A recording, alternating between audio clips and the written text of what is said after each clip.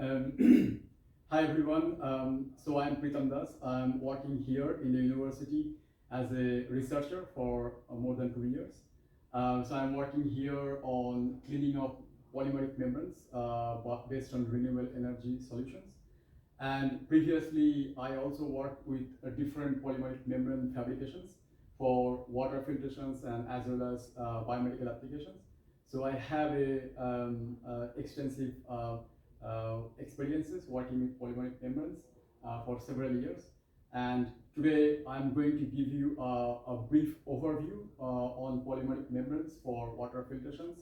And also I'd like to give you some of the real life applications, mainly based on my own publications and my own experiences. So if I try to define membranes, they are basically a semi-permeable barrier that separates two phases by allowing movement of selective components, for example, water or small molecules or small ions.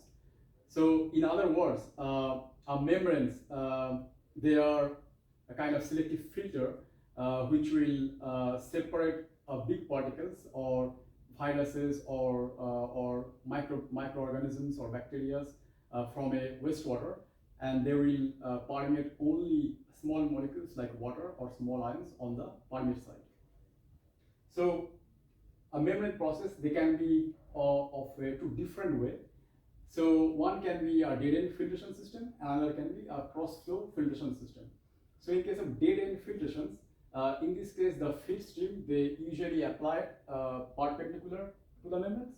In case of a cross-flow filtration, they are usually tangentially applied on the membranes or parallelly applied to the membranes. So the difference between these two filtration systems is that in case of dead-end filtration, you have a direct depositions of all the retented or big particles on the membranes.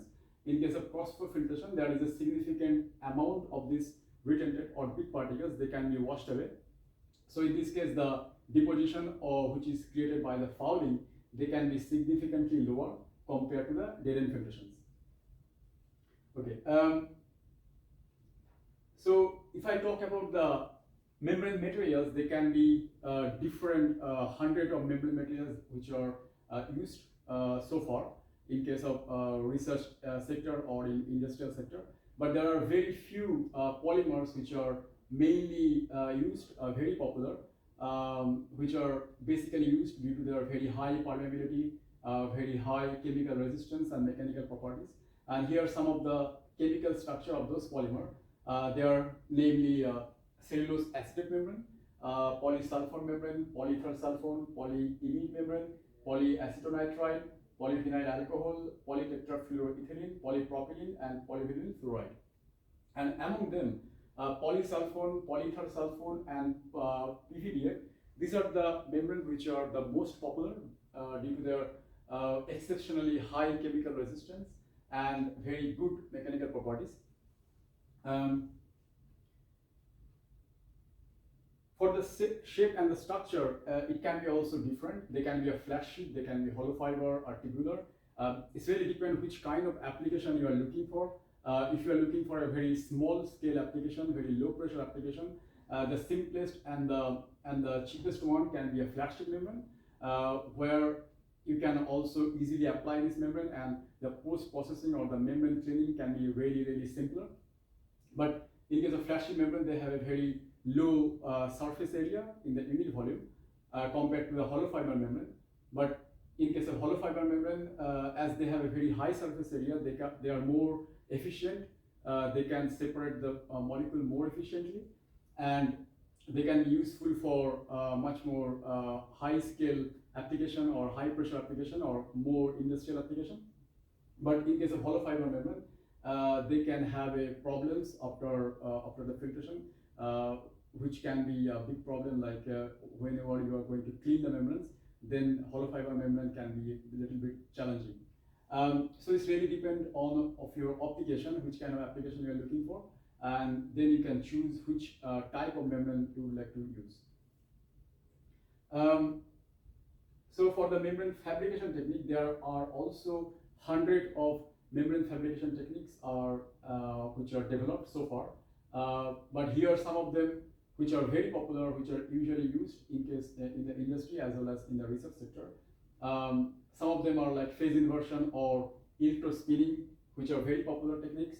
And then also sintering process, stretching, track etching membranes are also very popular. Template leaching process are also very popular. So here are some of the photos I would like to share. For example, here one of the example of a flat sheet membrane which is prepared by electrospinning technique. And another example of a membrane is a hollow fiber membrane which is created by phase inversion technique. And as you can see the differences of these two membranes.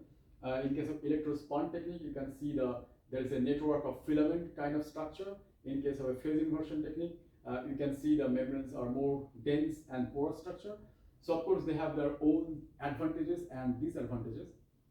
For example, in case of a electrospinning membrane, you have a very high permeability due to they have a more porous structure, and they are really efficient for very high permeable separation techniques. But their mechanical properties are not that good.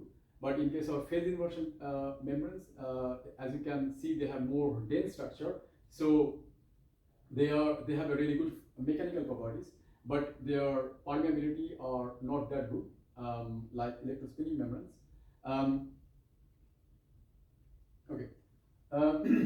So here I just would like to show you one example from my previous experience about membrane fabrication technique. So in my previous work, I was trying to develop a flat sheet membrane with a double porous structure by a phase inversion technique. So I used a modified phase inversion technique in order to create a double porous structure. So first of all, I will explain you what is a conventional phase inversion technique, and then I will tell you what modification I have applied. So in my work, I take two different polymers, polycaprolactone and chitosan, and as it is for biomedical applications, which is also containing some seeding of human cells inside the bulk. That is why I was looking for bigger porous structure, which will be connected through small porous network, which is a double porous structure. So that is why I choose these two polymers, because both of them has a very good biocompatible properties. And one of them is synthetic polymer, one of them is natural polymer. I make a solvent mixing in a common solvent, and then I cast it on a glass plate, and then I took this solvent mixture completely on a glass plate, and then I put inside a non-solvent bath.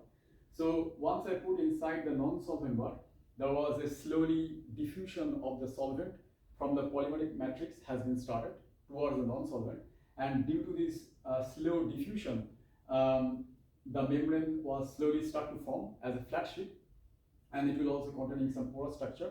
So this is a typical example of a conventional phase inversion technique. But the modification here I have done, as I like to prepare a bigger pores. So just before putting inside the non-solvent bath, I have applied a trackaged membrane on the castor solution. So once I applied this trackaged membrane, due to the presence of this membrane, the non-solvent now they have a very restricted entry inside the solvent mixture. So the non-solvent, where it can make a direct entry through this isoporous structure inside the solvent mixture, they will create much faster diffusion, and that is why they create this bigger structure, which you can find here.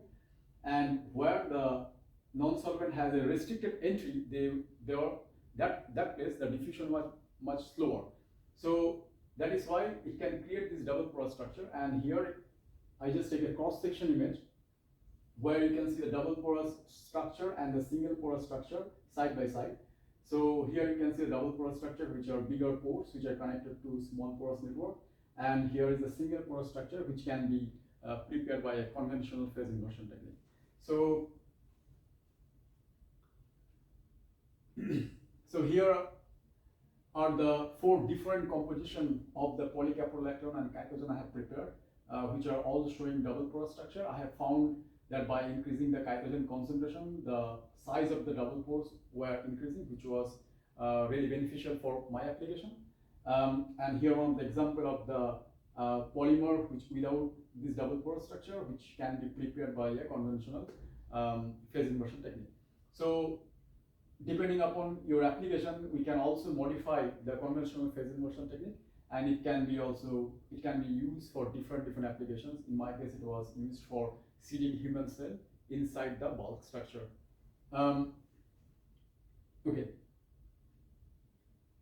So if I now try to categorize the driving force for the membrane separation, they can be basically divided by equilibrium-based process or non-equilibrium-based process, and which can be also divided as a pressure-driven or non-pressure-driven process. So in case of equilibrium-based process, they are mainly a natural process where a semi-permeable membrane, they are separating two different concentration of solution, and due to this change in concentration gradient, the separation has been started naturally. One of the example can be forward osmosis process. In case of non-equilibrium process, they are mainly because of external forces which are applied, like pressure or other electrical forces. And in this case, it is trying to destroy the equilibrium, and they are much more efficient and much more faster. So that is why the non-equilibrium pressure-driven process, they are more popular in the industry as well as in the research sector, because they are really faster and more efficient. So in case of pressure-driven non-equilibrium process, they can be of microfiltration, they can be ultrafiltration, nanofiltration, reverse osmosis. So here we are going to talk mostly about these processes, and most of the time this process they are usually based on a pore size selectivity or size exclusion principle. So that means the size of the pores we are going to decrease slowly, and that is why they can be more finer, and finer pores can be created on the membranes, and they can separate more smaller particles. So for example, in case of a microfiltration membrane, it has the biggest pore, which are like 10 to 0.1 micron, and you can really separate like big particles, like suspended particles or oil emulsions or microorganisms, bacteria, something. If you go more finer pores like ultrafiltration or nanofiltration, you can even separate viruses or macromolecules or proteins. And then you can go the most efficient or the smallest pore size, which are like reverse osmosis. In this case, you can even separate the monovalent ions. So now you can think like, if the reverse osmosis is the most efficient process, then why we don't really use only that particular process for every kind of separation? So all those efficiency of the separation, they are also coming with a pressure, which are also increasing by decreasing the pore size or by increasing the efficiency. So for example, in case of microfiltration, you have the lowest pressure, which is consuming less energy. But if you increase the pore size, if you decrease the pore size from microfiltration to reverse osmosis, you can also see the transmembrane pressure are significantly increasing, which is also increase the consumption of energy. So if you are looking to separate just a normal wastewater, like from river or from the lake, where you just want to separate like microorganisms or big particles, you can easily use the ultrafiltration or nanofiltration membrane. You don't have to use a more costlier reverse osmosis membrane. Whereas if you use the reverse osmosis membrane for those kind of purposes, the membranes are going to clog much faster, and the post-processing will be also costlier. So on those cases, usually we use ultrafiltration or even a pre-treatment like microfiltrations. But on some particular cases, you have to use a reverse osmosis membrane. For example, if you like to desalinate seawater, in those cases, you have a really small salt like sodium chloride, and on those cases, you have to use a reverse osmosis membrane in order to separate the salt from the solution. Okay, so now we know what is the application of membrane that to produce pure drinking water, but on the flip side, you can see that there is a huge deposition of the retentate was happening on the membranes, and this is called fouling, and this is one of the severe challenges which the membrane industry or water filtration plant they are facing, and there was a significant amount of budget which is mainly applied only to mitigate the fouling. So the fouling is really a big problem, and it can be produced by insoluble salts or inorganic colloids organic molecules, microorganisms, or bacteria. And basically what it do, it will decrease the pore size by making cake layer formation, and over time it will reduce the flux efficiencies and decrease the membrane filtration's lifetime, and it will also increase the cost for pure drinking water because you have to go for more vigorous membrane cleaning or post-processing. So the fouling can be of different reasons. It can be created by oil in wastewater or like insoluble salt, microorganisms and bacteria, where the fouling created by the microorganisms, they are the most common.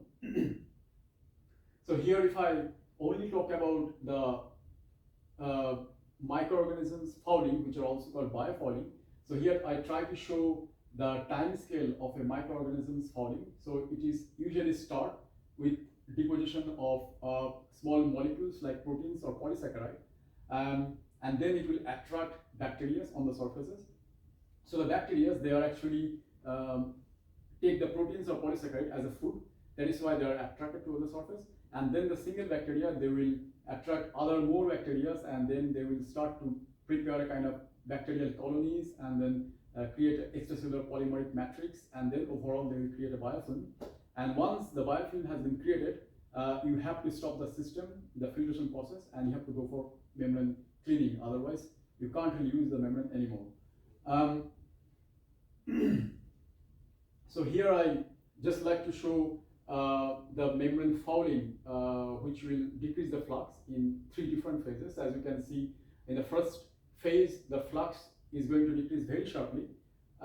In the second phase, the flux decrease is much more slower, and in the third phase, the flux is almost constant, but it is already significantly reduced from the initial flux.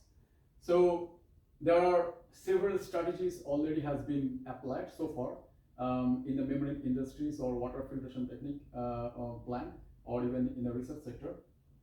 So broadly, the fouling treatment, they are mainly divided by the pre-processing or the membrane modifications, and it can be also divided by membrane cleaning process, or it can be a combination of pre-treatment like membrane modification and membrane cleaning.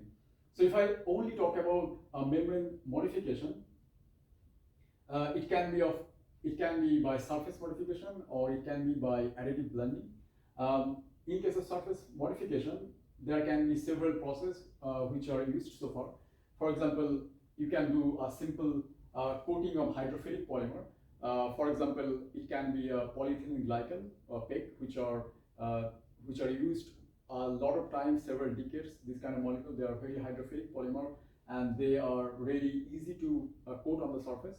So one of the process can be just a simple coating with hydrophilic polymers like PEG. Second can be a surface plasma treatment. In this case, you are creating a functional group on the surface of the membrane. And then you can also do the surface grafting of small molecules or polymer. The grafting can be also done by radical polymerizations, by redox initiated reactions, or by click chemistry.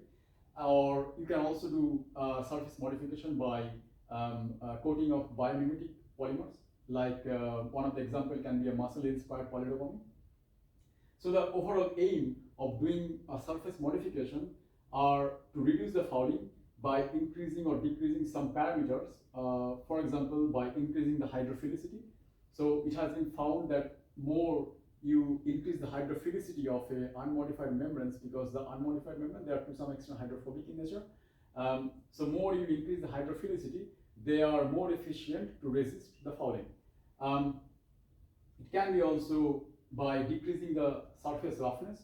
So it has also been found the smoother surface, they are more efficient for fouling reduction compared to a rougher surface.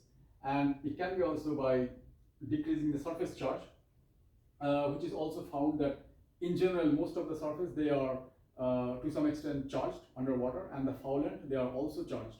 So the foulant, they can be charged positively or negatively. So to be in the safe side, it has been found that if we can decrease the surface charge like 0 or like neutral surface, then those surfaces are more efficient.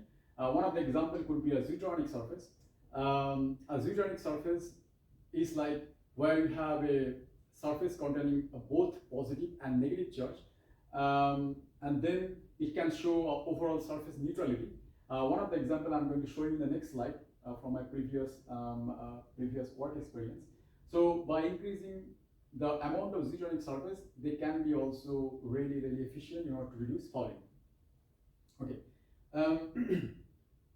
So here I want to show you one of the examples where I did a surface grafting of zootronic polymer in order to combat with the membrane fouling.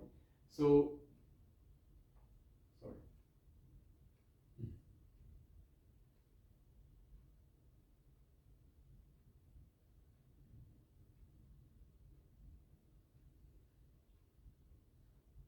Yeah.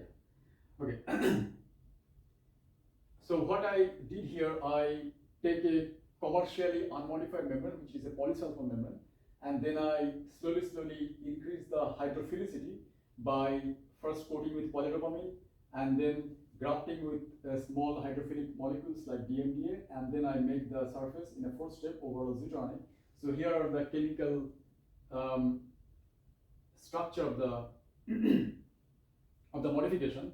So in the first step, I did the coating with a polydopamine polymer, as you can see here, and then I attach small hydrophilic polymer, graft small hydrophilic polymer DMDA, and then I use that small molecule in order to graft propen-saltone, which is a ring opening polymerization, and overall the surface become more and more hydrophilic. And in the final step, I created this zootronic moieties, which is containing a positive and negative charge at the same time. So if I want to show you the results, so first of all, if you see the contact angle, which is showing how the membrane is becoming more and more hydrophilic in nature, you can see compared to the unmodified polysulfone membrane, in each step the membrane is getting more and more hydrophilic in nature, and the water uptake is also increasing at the same time, which is showing that the membrane is becoming more attracted towards water, which is our desired properties during membrane modification. And here are the final performance of the membrane, where we try to evaluate the modified membranes with the initial flux, and then with the contaminated wastewater containing model foulant, which is bovine serum albumin or PSA, and then we record the recovered flux. So here, as you can see, that the flux with the contaminated proteins was increasing by modifying the membranes, as well as the recovered flux of the membranes was also improving really efficiently. So this is really a good example of zootronic grafting, which can be really useful in order to make the membranes more efficient towards fouling reduction. So another example I would like to show you. In this case, I try to graft amphiphilic polymer, because in this case my application was to separate oil from industrial water. So in this case, what I have done, from the so again I take the polysulfone membrane, and from the first to the third step I modify the polydopamine and then DMDA, just like the previous example that I have shown you. And on the final step, instead of creating overall zootronic surface, I have added very strong hydrophobic molecule. It was a long alkyl fluoride groups, and what happened that previously the surface was very much hydrophilic until the third step, and in the final step I have added a very strong hydrophobic group. So this combination of hydrophilic and hydrophobic groups on the surface of the membrane create these overall amphiphilic properties. So in order to judge whether the membranes are truly amphiphilic in nature or not, we first of all measure the dynamic contact angle. So in case of dynamic contact angle, we not only get the advancing contact angle, which is showing how much hydrophilic groups are there on the membrane surface. As you can see, the unmodified membranes and the modified membranes, they are showing almost the same contact angle, which maybe you think they are almost the same hydrophobicity, but as you can see, when we record the receding contact angle, it is completely opposite. So in case of unmodified membrane, it was showing very high receding contact angle, which is really expected. But by increasing the hydrophilicity, you can see that the membranes are showing very low receding contact angle and overall very high hysteresis. That means that the finally modified surface, they are containing both hydrophobic and as well as hydrophilic surface. After we prove that the molecule is really containing amphiphilic properties, then we check the solvent uptake. So here we test with 3 different oils which are usually present in industrial water pollution. First one is like octanol, and then soybean oil and silicon oil. And in all cases, we have found that there was very low solvent or oil uptake compared to the unmodified membrane, and it was due to the presence of these strong hydrophobic groups. But I also told you that hydrophobic groups can be also bad to absorb proteins or fouling. So in order to test the membranes, they also lose their fouling efficiency or not, we also tested the absorption of proteins as a model foulant. And in this case, you can also find that even though the membranes, they are hydrophobic in nature, but still they are retaining their hydrophilicity by reducing the absorption of the proteins from the surfaces. So it was a truly amphiphilic surface, which is not only showing hydrophobic properties in order to reject oils in wastewater, but as well as they are showing hydrophilic properties by rejecting proteins from the wastewater. So it was another example where I try to show that we are not always looking for membranes to be hydrophilic or deuterionic in nature. Depending on our application, we can also make the membrane amphiphilic or even hydrophobic in nature. Okay. So now if I talk about the second part of like post-processing of the membranes, which is the membrane cleaning, they can be also divided in 2 different parts. First one is a physical cleaning, and the second one is a chemical cleaning.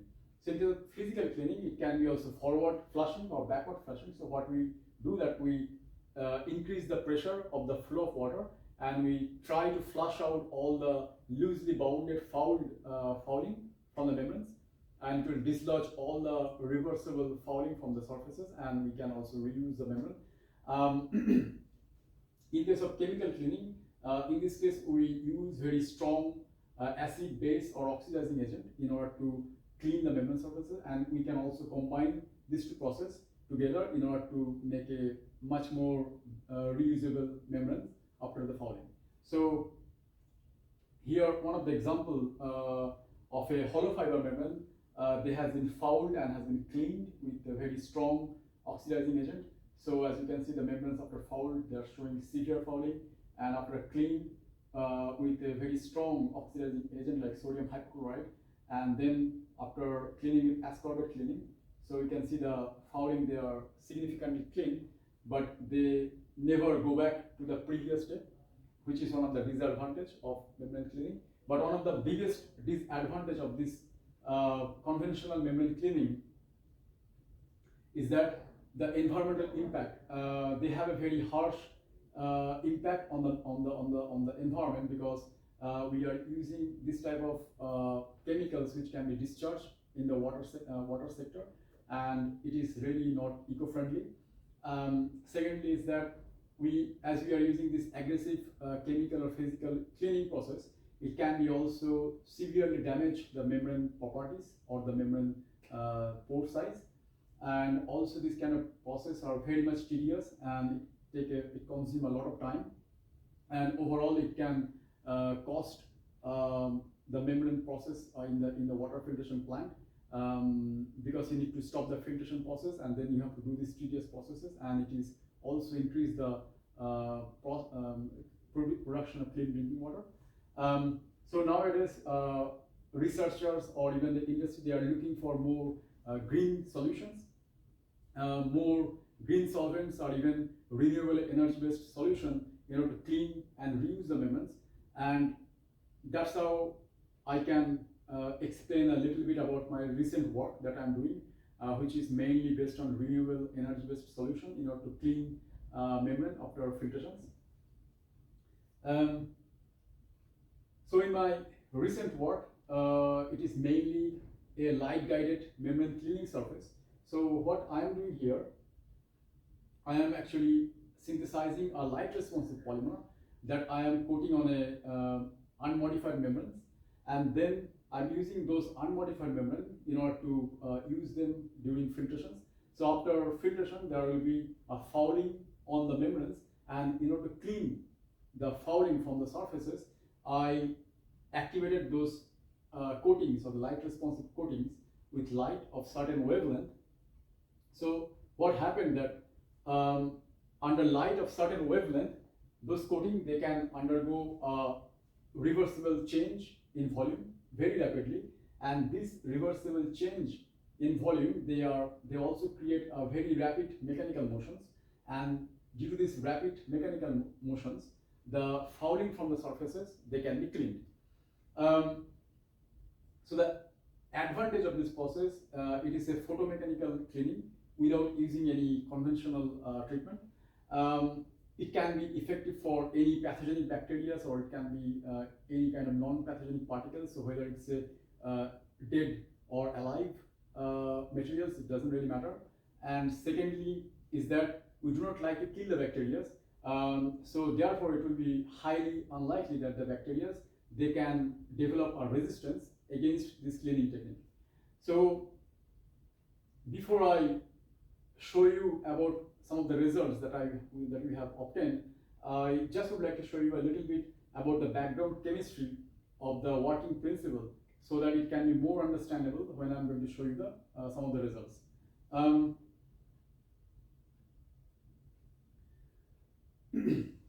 So the light responsive polymer that I have synthesized is actually constituted with a photochromatic molecule. One of the example of a photochromatic molecule that I have used here is called azobenzene. And azobenzene, they have two different conformations. One is called trans azobenzene, and another one is called cis azobenzene. And these two conformations, they can be interchangeable by absorbing light of certain wavelength. And we can easily detect which conformation they are just by capturing a simple UV visible spectroscopy. So here is a simple UV visible spectroscopy of the azobenzene molecule in its trans conformation, which is also the most stable conformation. Once I activate the trans conformer with a UV wavelength, it will go to the cis conformation, and as you can see here, the spectral line, they have completely changed. Once I activate the cis conformer with a visible wavelength, usually with a blue wavelength, it will again come back to the trans conformer, and here you can see the spectral line again come back to the previous state. And by doing this change in conformation, they have a really significant change in its physical as well as chemical properties. For example, the physical length of the trans conformer was like 9.9 angstrom. In case of cis, it was 5.5 angstrom. In case of the dipole moment, or the polarity of the trans molecule, was almost 0. In case of cis, it is like 3.1 divide. And we can do this change in the conformation trans and cis in several cycles just by changing the wavelength of the light very quickly. So here I'd like to show you some of the example of these photomechanical motions which can be created by this UV visible activation.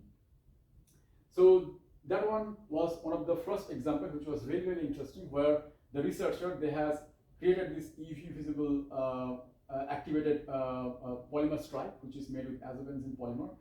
And here you can see that just by activating two different parts of this stripe, they were able to move this polymer stripe by like a molecular motor. So that was really, really interesting, that you can move this kind of polymer without giving any kind of physical force or any kind of mechanical force.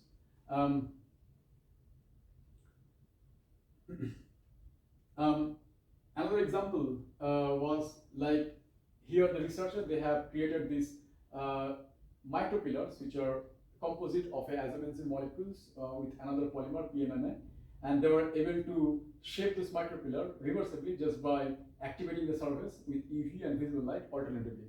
So there are some also different examples which exist in the literature, And once I saw those examples, I was really inspired by this technology. And then I thought, why don't we use this type of technology in a membrane filtration or membrane cleaning process? So I have already started this work like a few years ago in my previous project, which I was doing in University Paul Sabatier in France, with a water filtration company. So in that case, what I have done, I created a light responsive polymer with this azobenzene molecule, and then I modified the commercial membranes, which was provided by this water filtration company, and then I let those modified membranes foul under bacterial solution for several hours.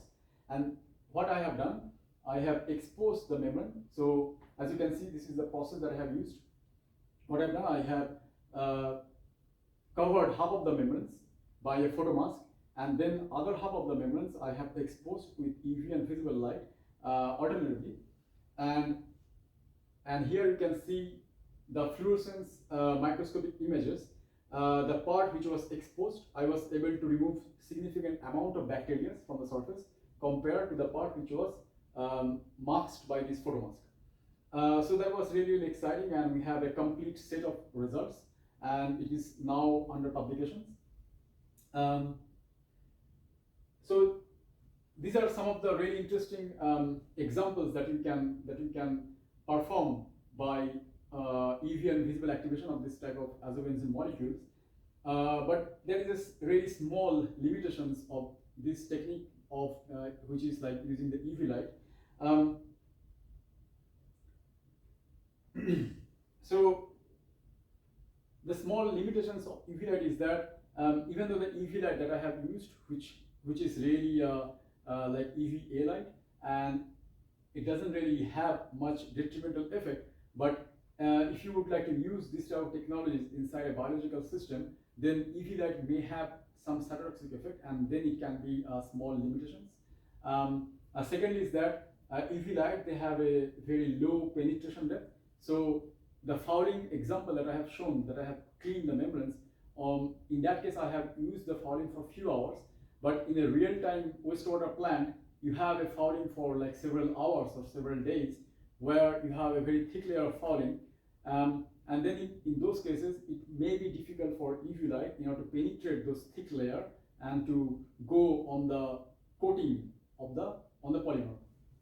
So in my recent work, I have modified the azobenzene molecule in such a way so that we don't have to use any type of UV light, and we can perform this photomechanical motion completely under visible light.